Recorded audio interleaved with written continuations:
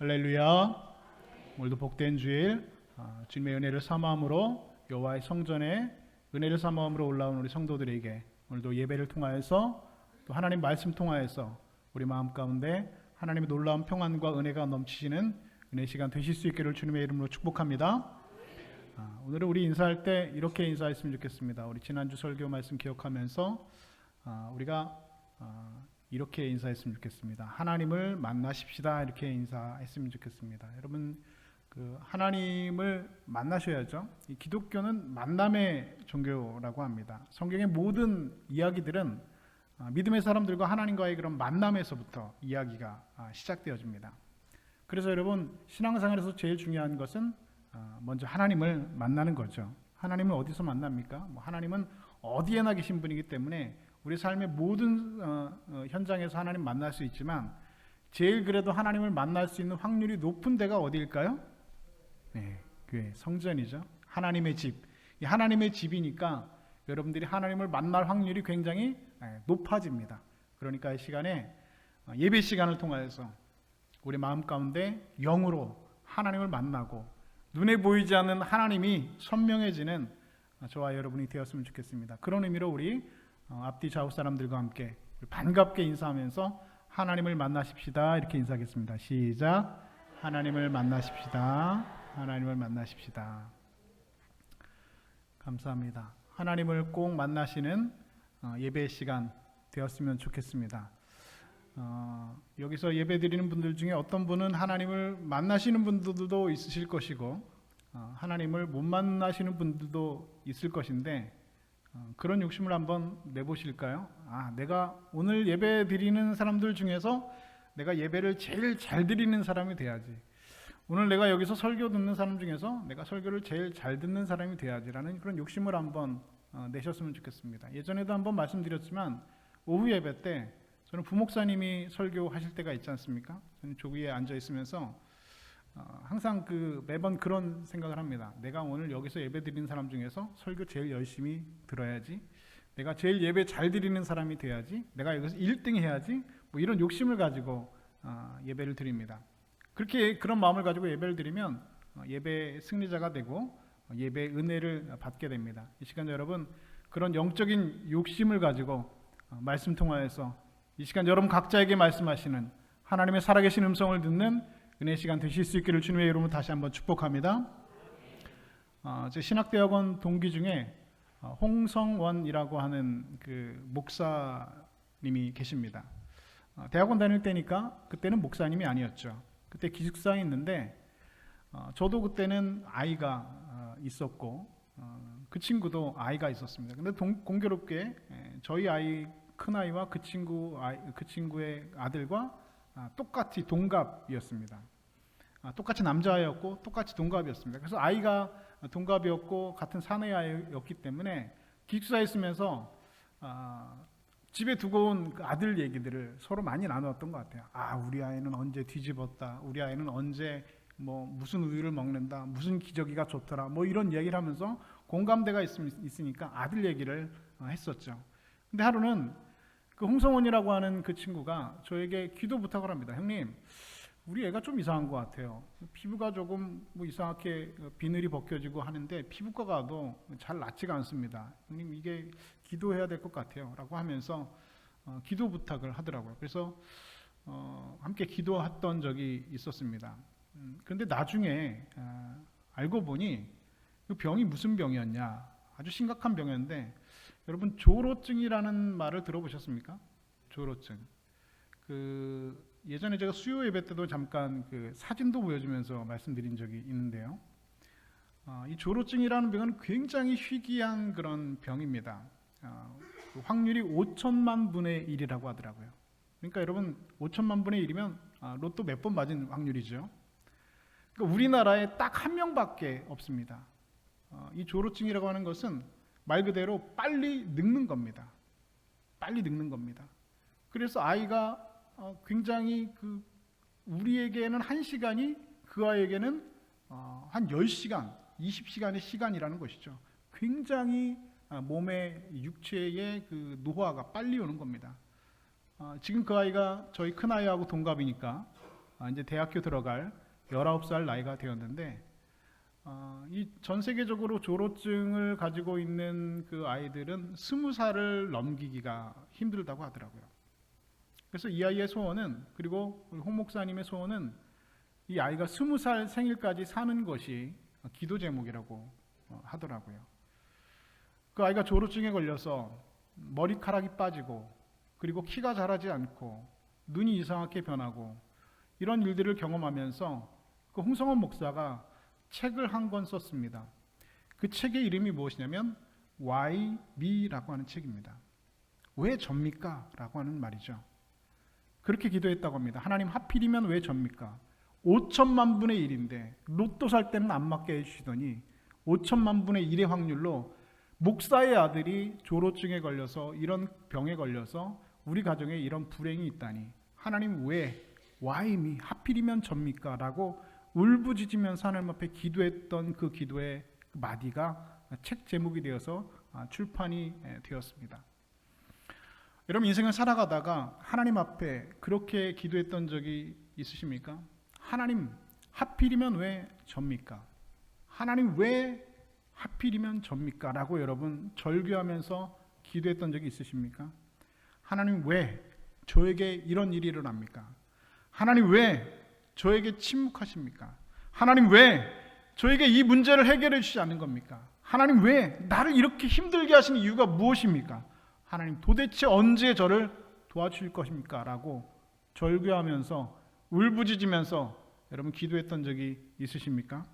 아무리 하나님을 향해서 왜라고 아무리 질문을 해도 아무런 대답도 듣지 못하고 이제는 신은처럼 너무 힘들어 죽겠어 라고 하면서 목숨이 붙어 있기 때문에 어쩔 수 없이 하루하루를 살아가는 그런 경험들, 여러분 혹시 있으신지 모르겠습니다. 오늘 본문에 나오는 나옴이라고 하는 여인, 그녀가 바로 그런 인생을 살아가던 여인이었습니다. 원래 나오미는 무척 행복하고 기쁜 삶을 살던 여인이었습니다. 이 나옴이라는 이름의 뜻은 기쁨, 희락이라는 뜻입니다. 그리고 그녀의 남편인 엘리멜렉이라고 하는 사람의 이름의 뜻은 하나님은 왕이시다라는 뜻을 가지고 있습니다. 그러니까 나오미와 엘리멜렉 이 부부는, 이 두 사람은 하나님을 왕으로 모시고 기쁨과 희락 가운데 행복한 나날을 살아가던 그런 부부였습니다. 그런데 이들 부부의 삶 가운데 갑자기 먹구름이 다가오기 시작했습니다. 첫째 아들을 낳았습니다. 그런데 그 아이가 너무도 약하게 태어났다는 것이죠. 그래서 그 아들의 이름을 말론, 다시 말해서 약하다라는 이름의 뜻을 지어주었습니다. 둘째 아들을 낳았습니다. 역시 약골로 태어났습니다. 그래서 그 이름을 기럐, 즉 야휘다라는 이름을 지어주었습니다. 나오미는 그 두 아들이 약골이고 몸이 약하여서 걱정이 끊이지 않았습니다. 좋다는 약은 다 해먹였지만 이 아이들은 건강하지 못하고 약하고 그리고 야윈 아들들로 자라났습니다. 그런데 설상가상으로 그들이 살고 있던 그 땅에 기근이 들게 되었습니다. 그들은 베들레헴에 살고 있었습니다. 베들레헴 여러분 많이 들어보셨죠? 베들레헴은 여러분 어디입니까? 예수님이 바로 태어나신 곳, 그것이 바로 베들레헴입니다. 이 베들레헴이란 이름의 뜻은 베트레헴이라고 하는 합성어인데요. 다시 말해서 빵집이란 말입니다. 빵집. 그러니까 떡집, 우리말로 말하면 떡집이라는 것이죠. 근데 아이러니하게도 이 떡집에 떡이 없다는 겁니다. 빵집에 빵이 떨어졌다는 겁니다. 전통적으로 이 베들레헴 지역은 보리를 추수해서 많은 보리밭이 있는 곳이어서 추수한 보리로 보리빵을 풍성하게 만들어내던 빵집과 같은 곳이었습니다. 그런데 그들이 살고 있는 이 베들레헴에 기근이 들었다라고 하는 것입니다. 빵집에도 기근이 들 날이 있다는 것이죠. 그런데 큰 흉년이 들어서 먹을 것이 없게 되었는데, 그러던 중에 옆에 있는 나라, 이 모압이라고 하는 나라에 가면 먹을 것이 풍부하다는 그런 소문을 듣게 되었습니다. 그래서 나오미 가족들은 이 고향 베들레헴을 떠나서 먹을 것이 풍부한 이 모압 땅으로 이민을 가게 되었습니다. 하지만 불행의 그림자는 모압 땅까지 따라왔습니다. 모압 땅에서 이주한 지 얼마 안 돼서 그 가정에 또 어려운 일이 생겼다는 것이죠. 여러분 다 알고 계시겠지만 어려운 일은 항상 겹쳐서 오지요. 왜 그런지 모르겠습니다. 설상가상이라고 눈 온 뒤에 또 눈이 온다고 항상 어려운 일들은 겹쳐서 옵니다. 기근이 들어서 모압 땅으로 이주했는데 그 땅에 이주한 지 얼마 안 돼서 나오미의 남편, 하나님은 왕이시다라는 이름을 가졌던 그 엘리멜렉 그 남편이 그 땅에서 죽고 말았습니다. 그리고 두 아들이 장가를 갔는데 두 아들이 그 얼마 장가 간 지 얼마 지나지 않아서 말론과 기럨 그 약한 두 아들이 다 그 땅에서 죽게 되었다는 것입니다. 이제는 나오미와 두 며느리만 남게 되었습니다. 여러분 이런 집을 뭐라고 부르는지 여러분 아십니까? 3대가 과부, 그렇죠? 맞는 말이죠. 3대가 과부. 며느리와 그 시어머니가 과부인 집을 쌍과부 집이라고 하더라고요. 그렇죠? 그런데 이 집은 어떤 집입니까? 며느리와 시어머니와 며느리 둘 다 과부니까 쌍쌍과부죠. 쌍쌍과부. 집에 있는 남자란 남자는 다 씨가 말라 버렸습니다. 남편도 죽고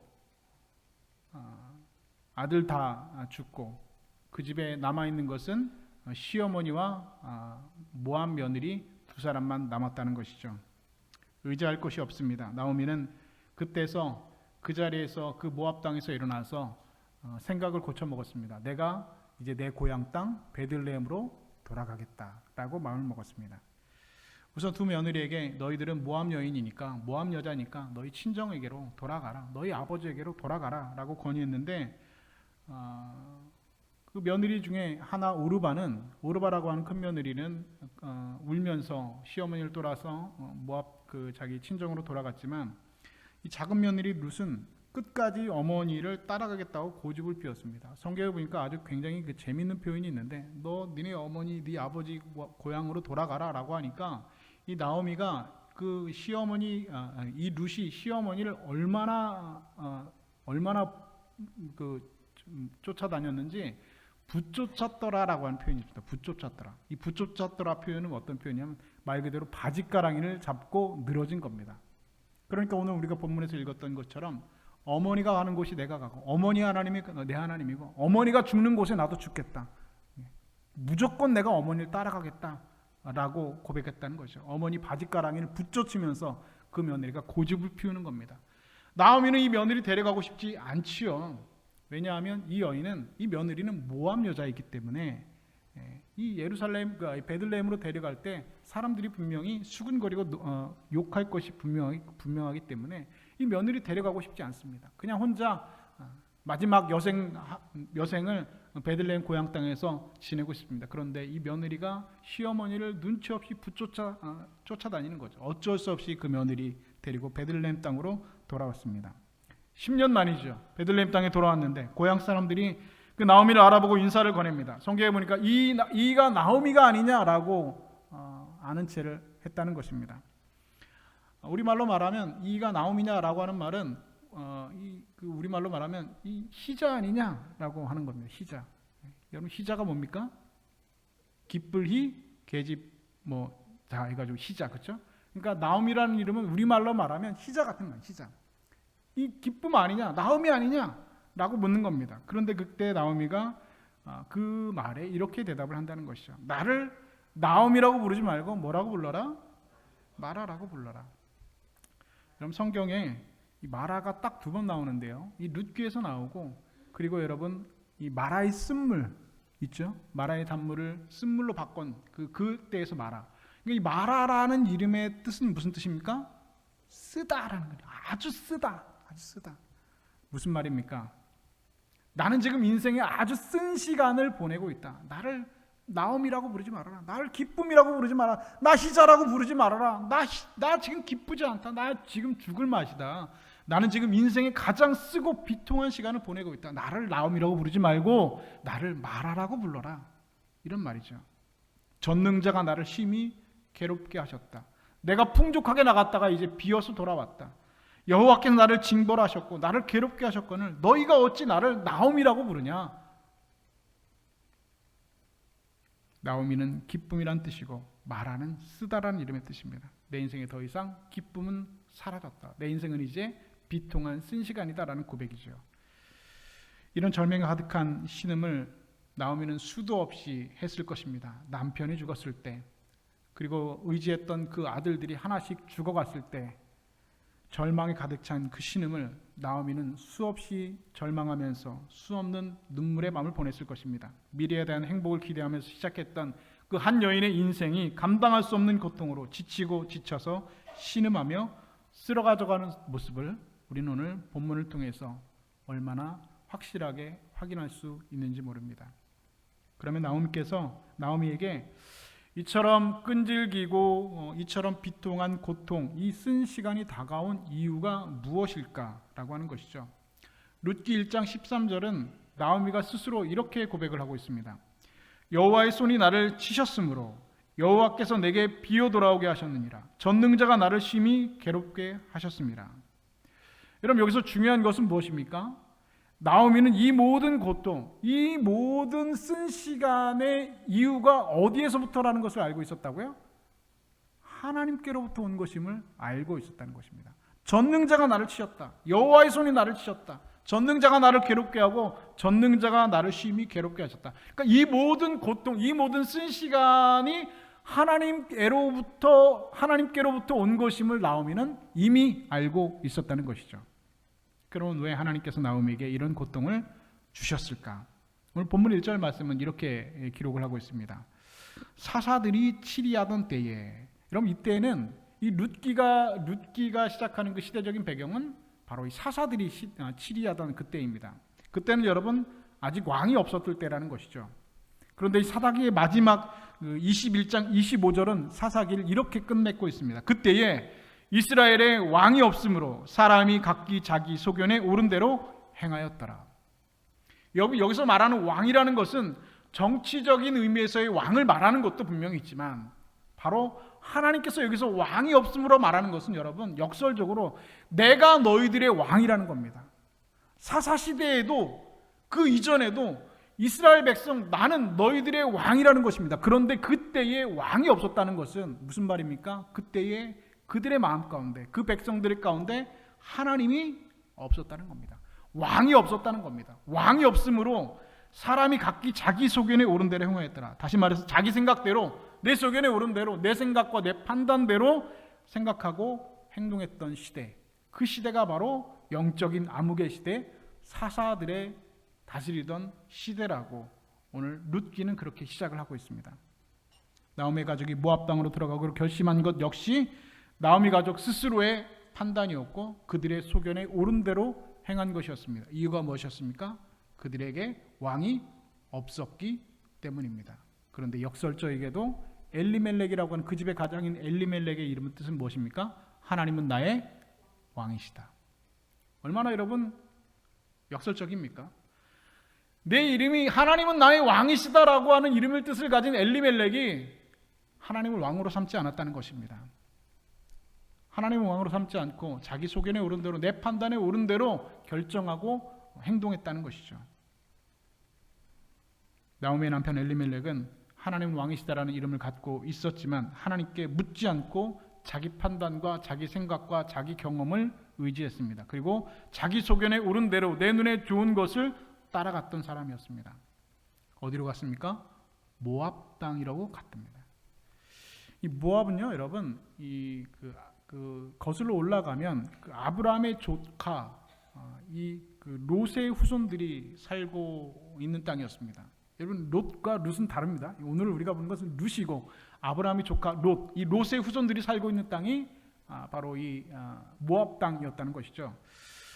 롯이 살고 있었던 곳, 아브라함과 이 롯이 헤어져서 이 롯이 선택했던 곳이 무엇입니까? 여호와의 동산 같은 바로 소돔과 고모라를 선택했다는 것이죠. 그런데 이 소돔과 고모라성이 유황불못으로 멸망당할 때 도망 나오다가 롯의 아내는 뒤를 돌아보다가 소금 기둥이 됐고, 간신히 도망쳐서 롯과 그 두 딸들이 산속에 있는 동굴에 숨어 들었는데, 문제는 그 두 딸이 아버지 롯에게 술을 진탕 먹인 다음에 아버지와 동침을 했다는 겁니다. 그래서 큰 딸이 낳은 아들의 이름이 바로 모압, 둘째 딸이 낳은 아들의 이름이 바로 암몬.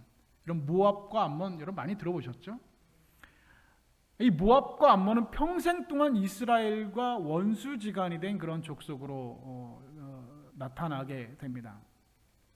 이스라엘 백성들이 출애굽하고 가나안 땅을 향해 갔을 때 모압 왕 이 발락이 이스라엘을 저주하려고 노력했습니다. 그래서 발람이라고 하는 선지자를 데려다가 이스라엘을 저주하려고 노력했지만 결국엔 실패했죠. 나중에는 이 발람의 꾀를 따라서 이스라엘 백성들이 모압 여인들과 음행을 하기에 이르렀습니다. 이 일로 인하여서 이스라엘 백성들은 하나님께 벌을 받아 그 자리에서 24,000명이 연병으로 죽게 되는 역사를 가지고 있습니다. 누구 때문입니까?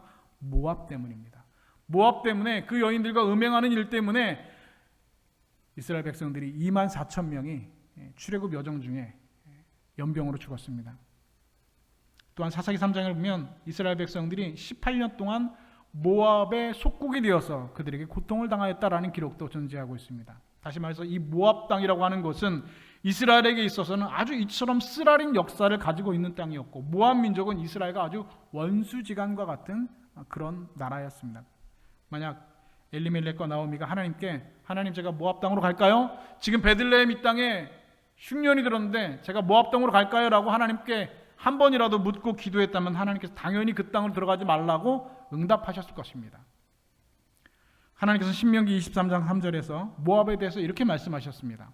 암몬 사람과 모압 사람은 여호와의 총회에 들어오지 못하리니 그들에게 속한 자는 10대뿐 아니라 영원히 여호와의 총회에 들어오지 못하리라. 무슨 말입니까? 모압 족속은 절대로 하나님의 백성이 될 수 없다라는 말입니다. 여호와의 총회에 절대로 10대가 지나도 들어올 수 없다고 하나님께서 못 박아 놓으십니다. 왜입니까? 모압은 이스라엘과 원수된 백성이기 때문입니다. 이스라엘을 저주했던 백성이기 때문입니다. 이스라엘을 곤란에 빠뜨렸던 그러한 족속이기 때문입니다. 하나님은 이스라엘 그 자녀들을 사랑하셨기 때문에 자신의 자녀들을 저주하고 어렵게 했던 이 모압 백성들을 이렇게 여호와의 총회, 자기 백성으로 삼을 수 없다라고 분명히 선언하셨습니다. 뿐만 아니라 모압 땅은 온갖 우상이 난무하는 곳이었습니다. 세상에 들어보지 못한 그런 모든 우상들이 존재하는 곳. 그래서 모압 땅이 아무리 먹을 것이 풍부하고 좋은 것이 많이 있다고 할지라도 하나님을 섬기는 사람이 가서 살 곳은 아니라는 것이죠. 그런데 그 가족들은 하나님께 묻지 않았습니다. 하나님은 나의 왕이시다. 엘리멜렉은 하나님께 한마디도 묻지 않고 자기의 판단에 오른 대로, 자기 소견에 오른 대로, 그들의 판단대로 그 모압 땅을 선택해서 그 땅으로 이민을 가게 되었다는 것입니다. 엘리멜렉과 나오미는 여러분 선택을 잘못했죠. 잘못된 판단을 한 것입니다. 하나님께서 베들레헴에 기근을 들게 하신 것은 여러분 분명한 이유가 있습니다. 신명기 28장 15절부터 17절은 이렇게 말씀합니다. 내가 만일 내 하나님 여호와의 말씀을 순종하지 아니하며 내가 오늘 내게 명령한 그의 모든 명령과 규례를 지켜 행하지 아니하면 이 모든 저주가 내게 임하여 내게 이를 것이니 내 광주리와 떡반죽 그릇이 저주를 받을 것이요. 여러분 기근이 드는 이유, 내 광주리와 떡반죽 그릇이 저주를 받는 이유는 바로 하나님의 말씀에 순종하지 않기 때문이라는 것입니다. 그렇다면 엘리멜렉과 나오미는 베들레헴의 기근이 든 이유를 깨닫고 분명히 하나님께 묻고 하나님 앞에 서야 했습니다. 하나님 앞에 서서 하나님의 말씀에 순종하지 아니한 것을 회개하고 하나님의 긍휼과 자비하심을 구해야 했습니다. 그러나 그들은 그렇게 하지 않고 그 땅을 떠나는 선택을 하였습니다. 그리고 하나님께서 원하시지 않는 땅, 그 모압 땅으로 이민을 가는 것을 그들은 선택했습니다. 자신들의 눈이 좋은 대로 판단하고 모압 땅으로 들어가고 말았습니다. 그러나 그것은 끝없는 수렁 속으로 들어가고 마는 것이었습니다. 여러분 오늘 여러분들은 세상을 살아가면서 예기치 않은 어려움들을 우리들도 만나게 될 때가 있습니다. 생각하지 않았던 어려움, 한 번도 상상하지 못했던 일들, 그런 어려움과 그런 곤란한 일들, 나오미가 만났던 기근처럼 갑자기 예상하지 못했던 고통스럽고 어려운 일들을 우리가 만날 때가 있습니다. 건강의 기근을 만날 때도 있습니다. 관계의 기근을 만날 때도 있고 물질의 기근을 만날 때도 있고 이루 말할 수 없는 온갖 수많은 인생의 기근들을 우리는 갑자기 만나게 됩니다. 예고가 없습니다. 누구나 갑자기 인생의 기근을 만나게 됩니다. 우리가 사는 베들레헴, 우리가 살고 있는 지경에도 언제든지 누구나 여러분 기근을 만날 수가 있습니다.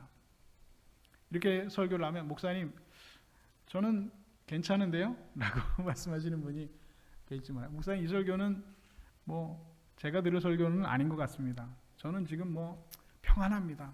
저는 괜찮습니다. 라고 속으로 생각하시는 분이 계실지 모르겠습니다. 이 설교는 그냥 지금 어려움 가운데 있는 아무개 집사가 들어야 될 설교인 것 같군요 라고 생각하시는 분이 혹 계실지 모르겠습니다. 그런 분이 계시다면 여러분 조금만 기다리시면 여러분의 삶에도 언젠가 여러분 기근은 누구에게나 닥쳐올 수 있습니다. 여러분 기근이 없는 인생 존재하지 않습니다. 기근을 여러분 만나지 않는 인생 여러분 존재하지 않습니다. 조금만 기다리시면 하나님께서 여러분에게 그런 기근들을 보내실 때가 있을 것입니다. 그렇다면 이 설교를 들으시고 여러분 미리 예방주사를 맞으셔야 됩니다. 여러분 이런 기근을 만날 때 우리는 여러분 어떤 생각합니까? 어떻게 하면 내가 이 위기를 벗어날 수 있을까? 어떻게 하면 내가 이 어려움을 벗어날 수 있을까? 이런 생각을 하시지 않습니까? 그렇다면 여러분 이 시간에 그 생각을 깨끗하게 내어버리시기 바랍니다. 그리고 하나님 앞에 서시기 바랍니다. 하나님, 지금 저에게 하시려고 하는 말씀이 무엇입니까? 이 기근을 통하여서 하나님께서 나에게 원하시는 것이 무엇입니까? 이 어려움을 내게 주신 이유가 무엇입니까? 하나님, 이 시간을 통하여서, 이 기근을 통하여서 제가 깨닫기를 원하시는 것이 무엇입니까? 하나님 말씀해 주십시오. 제가 듣겠습니다. 하나님 저의 허물을 깨닫게 해주시고 하나님 앞에 바로 서게 하여 주옵소서. 여러분 이런 기도를 드리실 수 있기를 바랍니다. 요나라는 사람이 있습니다. 이 사람은 니느웨로 가서 하나님의 심판을 선포하라는 그런 명령을 받게 되었습니다. 그런데 요나는 니느웨로 가는 것이 싫었습니다. 왜냐하면 니느웨는 이스라엘이 원수된 나라였기 때문에 그 나라의 백성이 가서 회개하라고 선포하고 그 사람이 회개하는 것을 원하지 않았다는 것이죠. 그래서 요나는 하나님의 명령을 불순종하고 반대 방향인 다시스로 가는 배를 타고 배 밑창 깊은 곳에 그 몸을 숨겼습니다. 하나님 뜻 따르지 않고 자기 생각에 옳은 대로 판단하고 행동하였습니다. 그런데 요나가 탄 배가 갑자기 큰 풍랑을 만났다는 것이죠. 배가 물이 가르쳐서 그 큰 배가 가라앉게 되었습니다. 그런데 그때 요나가 이렇게 고백합니다. 나는 히브리 사람이요 바다와 육지를 지으신 하늘의 하나님 여호와를 경외하는 자로다. 너희가 이 폭풍을 만난 것이 나 때문인 줄을 아노라. 무슨 말입니까? 요나는 지금 이 폭풍이 누구 때문이라는 것이에요? 나 때문이라는 것을 알고 있다는 겁니다. 요나는 위기가 다가올 때 그 위기를 피하려고 하지 않았습니다. 어떻게 해서든지 그 위기를 빠져나가 살아날 방법을 구하지도 않았습니다. 그는 이 위기가 하나님께로부터 온 것임을 알고 있었고 그것을 깨닫고 있었고 그렇기 때문에 하나님 앞에 서게 되었습니다. 그리고 자신의 죄의 허물을 고백하고 하나님께 용서와 자비를 구했습니다. 요나서 2장 4절 이렇게 고백합니다. 내가 주의 목전에서 쫓겨났을지라도 다시 주의 성전을 바라보겠나이다. 결국 요나는 물에서 건짐을 받고 물고기 입에서 건짐을 받고 다시 한번 하나님의 사람으로 쓰임을 받을 수 있게 되었습니다. 오늘 여러분이 이런 위기 가운데 여러분 처하셨습니까? 나오미에게 다가온 기근처럼 모든 것이 점차 메말라가는 인생의 기근을 여러분 만나시고 계십니까? 요나처럼 갑자기 다가온 폭풍 속에 어쩔 수 없이 모르고 주저앉아 있는 분 혹시 계십니까? 그렇다면 지금 여러분이 가지고 있는 지식, 지금 여러분이 가지고 있는 경험, 지금 여러분이 가지고 있는 지혜, 이것을 가지고 그 위기에서 빠져나갈 수 있는 방법을 찾는 것을 여러분 즉각 중단하십시오. 사람을 찾아가 도움을 받으려는 생각을 버리십시오. 그 행동 가운데 제일 첫 번째 해야 될 것은 무엇이냐? 바로 전화기를 내려놓는 겁니다. 제가 몇 번 말씀드렸습니다. 우리 교인들이 어려운 일 당하면 제일 먼저 하는 게 무엇입니까? 통화가 안 돼요. 통화가 안 돼. 예를 들어서 이제 교인들 중에 뭐 어려운 일이 있고 힘든 일이 있을 때 목사가 이제 위로가 될까 싶어서 기도해 드리려고 전화를 하잖아요. 그럼 그분이 전화가 될까요? 안 돼요? 될까요? 안 될까요? 안 돼요. 왜 안 돼요? 누군가랑 이미 통화를 하고 있어요. 근데 계속해서 통화를 하고 있어요. 미뤄 짐작해 보죠. 전화기 들고 누구에게 제일 먼저 전화할까요? 젊은 분들은 아마 친정엄마한테 전화하겠죠. 엄마, 무슨 일 있었어? 뭐가 어떻고 남편이 어떻고 뭐가 어떻고 속상해 죽겠어. 좀 나이 드신 분들은 전화 누구한테 전화하십니까? 친구한테 전화하고 아는 사람한테 전화하고 도움 줄 만한 사람한테 전화하고 여기저기 전화하느라고 전화가 여러분 연결이 되지 않습니다. 이런 인간적인 방법, 이런 인간적인 노력, 여러분이 받으려고 하는 그 위로, 사람에게서 받으려고 하는 그 위로, 인간적인 노력, 여러분 이것을 여러분 즉각 중단하셔야 됩니다. 그때 여러분 우리가 해야 될 것은 무엇입니까? 사람 앞에 서는 것이 아니라 바로 하나님 앞에 서는 겁니다. 제가 이걸 왜 계속 들고 있는지 모르겠어요. 하나님 앞에 서셔야 됩니다. 사람에게 전화하고 사람에게 의지하고 사람에게 위로받는 것, 여러분 그것은 여러분에게 도움이 되지 않습니다. 하나님 앞에 서셔야 됩니다. 하나님, 제가 여기 있습니다. 하나님, 내가 아무리 잘못을 했다 할지라도 내가 의지할 수 있는 분은 하나님밖에 없지 않습니까? 내가 의지할 분은 하나님 한 분밖에 없습니다. 하나님밖에 갈 데가 없습니다. 하나님, 저를 도와주십시오. 여러분 이거를 드는 순간, 이걸 들고 누르는 순간 여러분들이 의지하는 건 여러분 누군지 아십니까? 그 사람입니다. 그 사람이 혹시 나에게 도움이 되지 않을까? 그 사람이 나에게 혹시 위로가 되지 않을까? 그 사람이 혹시 내 마음을 후련하게 해주지 않을까? 그 사람이 내 문제를 해결해 주지 않을까 하는 기대. 그러면 하나님은 뭡니까? 하나님 위해서 멀뚱히 쳐다보고 그래, 잘한다. 제 생각이 그래요. 제 생각이. 통화가 안 돼요. 그럼 목사는 무슨 생각합니까? 기도하셔야 되는데 이분이 통화하시고 계시구나. 1시간, 2시간, 3시간.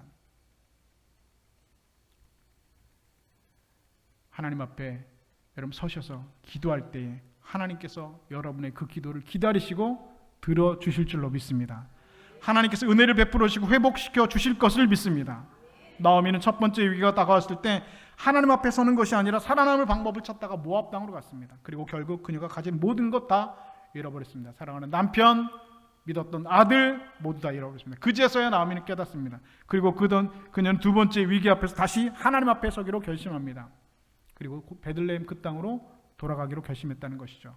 그리고 두 며느리에게 각자 친정으로 돌아가 말았지만 큰 며느리는 돌아갔지만 나오미는 끝까지 룻은 끝까지 나오미를 따라왔습니다.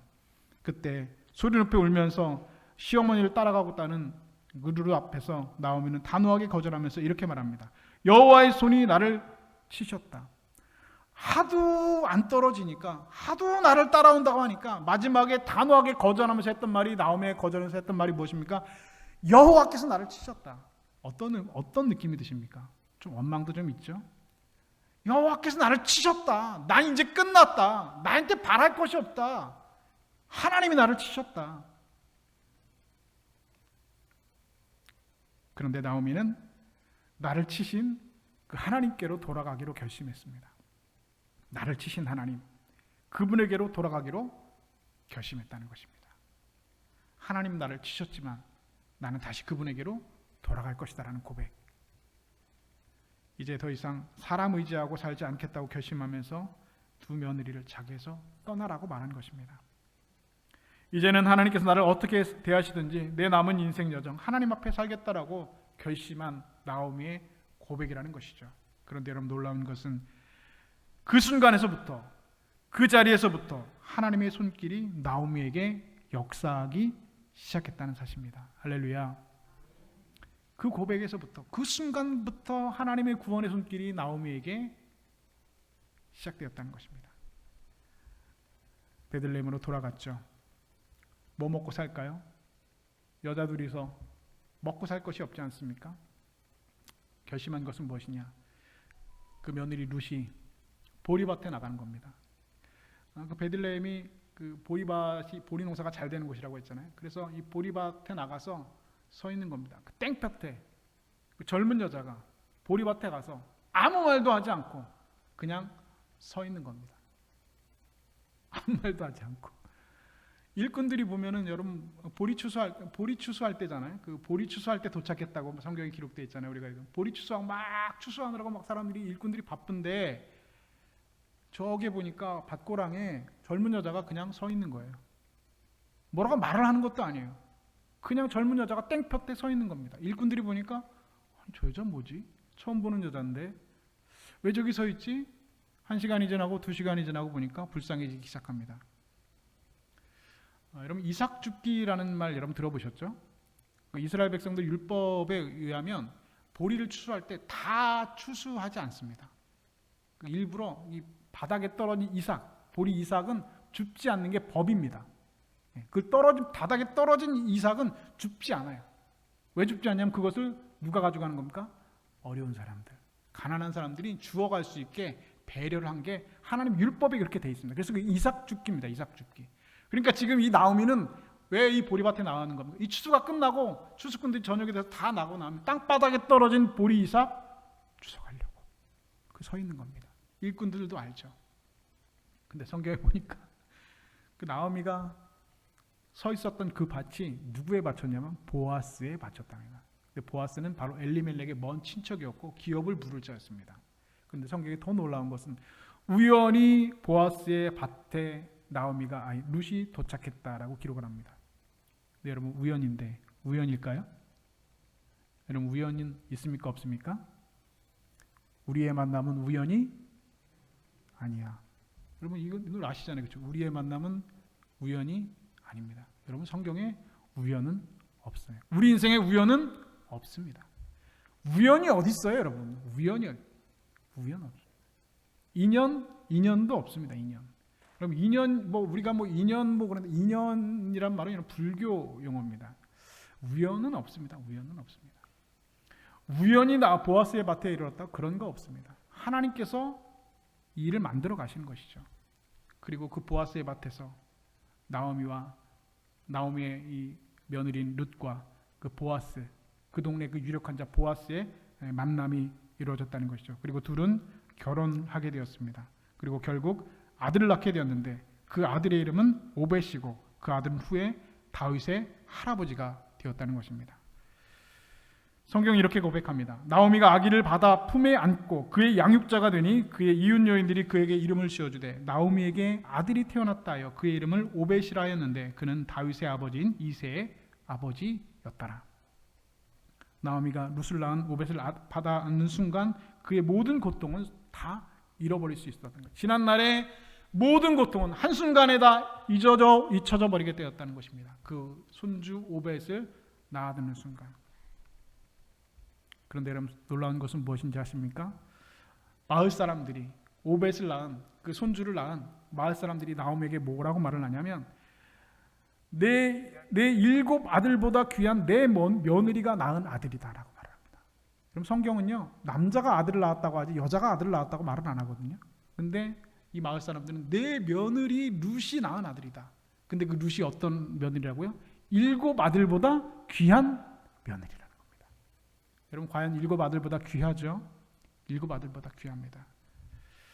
뿐만 아니라 마태복음 1장 1절부터 5절에 예수 그리스도의 족보에 이렇게 기록합니다. 아브라함과 다윗의 자손 예수 그리스도의 족보라 게보라 보아스는 룻에게서 오벳을 낳고 오벳은 이새를 낳고 이새는 다윗 왕을 낳으니라.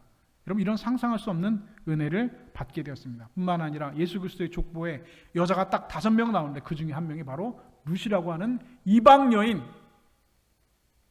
그 원수 같은 나라, 그 모압 여인이 예수 그리스도의 족보에 이르게 되었고, 그리고 이 룻은 바로 다윗 왕의 증조 할머니가 되었습니다. 여러분 이런 놀라운 은혜를 누릴 수 있었던 이유가 무엇입니까? 바로 하나님만 의지했기 때문입니다. 바로 그 밭에 보리밭에 나갔기 때문입니다. 하나님만 의지하고 하나님만 믿고 그 보리밭에 나갔을 때 우연히 하나님께서 그들을 인도하셔서 이 모든 상황 가운데 인도해 주셨다는 것입니다. 나오미가 첫 번째 위기를 만났을 때 하나님께 묻지 않았다면 하나님께 묻지 않은 자기 판단이 옳은 대로 행동했을 것입니다. 그러나 그는 두 번째 위기가 닥쳐왔을 때 하나님 앞에 섰습니다. 그리고 죽이신지 살리신지 하나님 앞에 서리라. 그러자 하나님께서는 말하였던 그녀를 다시 나오미로 회복해 주셨습니다.